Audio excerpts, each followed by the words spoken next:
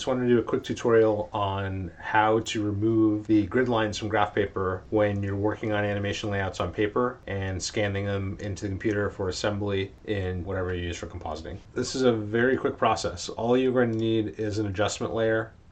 So I'm going to go up to black and white. As you can see, it's on top of my scan and it's adjusting it to be a grayscale image. This isn't quite what I want because you can still see these grid lines. What I want to do is go through the presets and choose the blue filter.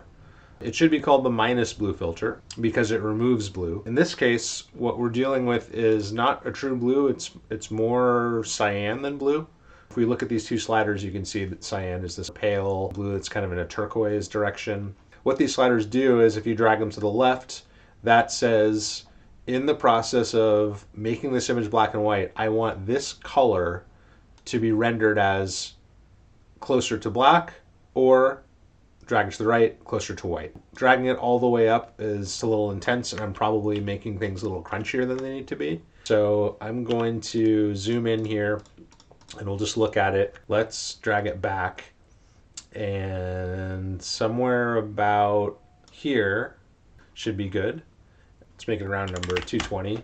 I also might want to drag my regular blue. There's some stray marks and I can't tell if is that a blue stray mark or is it gray? It's actually gray. Okay, so adjusting the blue is not going to get rid of that, but I may want to just go in with the selection tool and delete that after we're done with this.